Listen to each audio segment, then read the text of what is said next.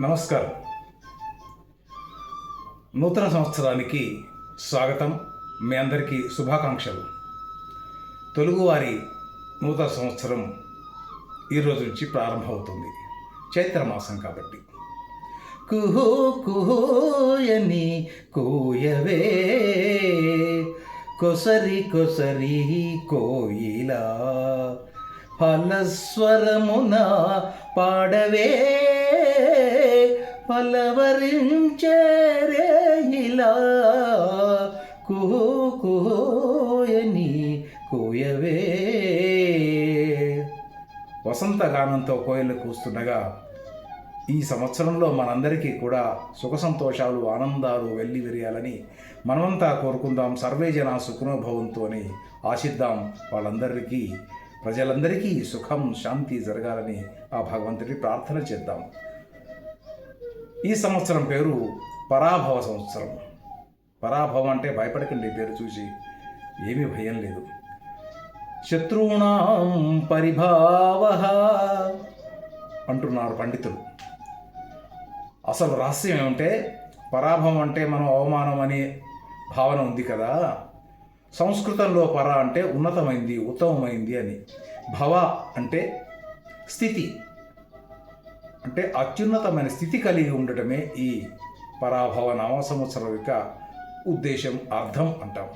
అంటే మనలోని అజ్ఞానాన్ని, అహంకారాన్ని, అపజయాల్ని, ఈర్ష్యని, ద్వేషాలని, మోసాల్ని వదిలి సద్భావంతో, సహృదయంతో అందరి మేలు కోరుకుంటూ క్రొంగొత్త బాటలో, క్రొత్త ఆలోచనలో, కొత్త జ్ఞానంతో మనమంతా ముందుకు సాగాలి అనేటువంటి సందేశం ఈ పరాభవ నామ సంవత్సరం యొక్క ఉద్దేశం.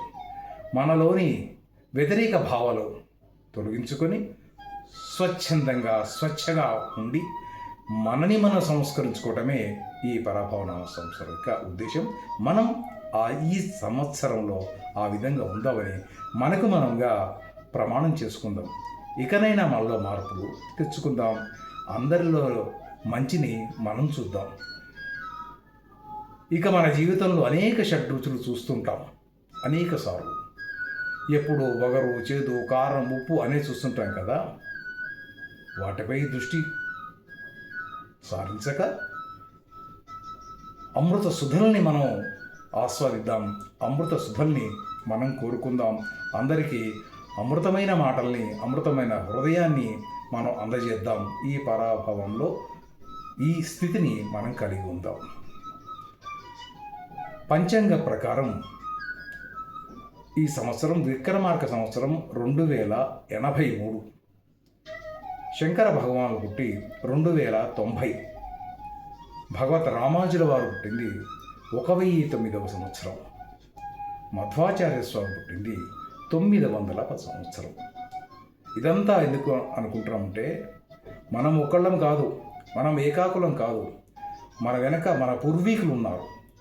మన భారతీయ సంస్కృతికి, మన జ్ఞానానికి, మన మంచికి, మన వేద వాంగ్మయానికి, మన భాషకి ఈ పూర్వీకులు పెద్దలంతా కూడా ఉండి మనని ముందుకు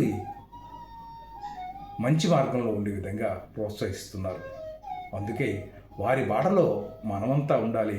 మన గురువులుగా వారందరినీ మనం భావించుతూ ఉందాం. ఈ సంవత్సరం ప్రధాన లక్ష్యం ఏంటంటే అగ్నిదేవుడు మనందరికీ తోడుగా ఉంటాడట.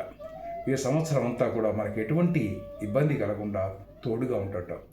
మరొక ప్రధానమైన విశేషం అంటే దేవతల గురువైన బృహస్పతి రాశి అధిపతి, రాజు, మనందరి అధిపతి, ఈ సంవత్సరాధిపతి బృహస్పతి. బృహస్పతి అంటే మంచి వాక్కునిస్తాడు, మంచి మాటనిస్తాడు, మంచి జ్ఞానం ఇస్తాడు. గురుస్థానం కాబట్టి ఆయన మనందరికీ గురువుపదేశం చేస్తూ మన సన్మార్గంలో మనని నడిపిస్తారు. అందుకనే మనం మంచి మాటలు మాట్లాడదాం, మంచి జ్ఞానాన్ని పొందుదాం, మంచిని నలుగురికి పంచుదాం. ఈ శుభాలన్నీ మనం కోరుకుంటూ, మనం కలియుగంలో ఉన్నాం కాబట్టి కలి పురుషుని ప్రభావం చూసుకోకుండా ఉత్తమ మార్గాన్ని కోరుకుందాం. ఇక ఈ సంవత్సరంలో పంచాంగం చూసే అలవాటు మనందరికీ ఉంటుంది. దాంట్లో జాతకం ఉంటుంది, ఆదాయం, వ్యయం, పూజ్యం, అవమానం ఇలాంటివంటి ఉంటాయి. వీటన్నిటి మీద ముందు జాగ్రత్త చర్యగా తెలుసుకునే విధంగా భావించండి. ఒక నమ్మకంగా పెట్టుకోండి తప్పిస్తే మూఢనమ్మకంగా పెట్టి అదే ధ్యాసలో ఉండి మీరు బాధలకి, ఆలోచనలకి గురి కాకండి. ఇది కేవలం మనకు ఒక దిక్సూచిలా అనే మనం భావిద్దాం. అందుకనే మనందరి దరి ఎన్ని కష్టాలున్నా, ఎన్ని ఇబ్బందులున్నా మనందరినీ కాపాడేటువంటి వాడు ఈ యుగంలో ఆ కటి వరదహస్తుడైనటువంటి తిరువేంకటగిరి మనందరి దరి. అతన్ని తలుచుకుంటూ మనం అందరి క్షేమాల్ని కోరుకుంటూ 7 కొండలపైకి ఎక్కాలా,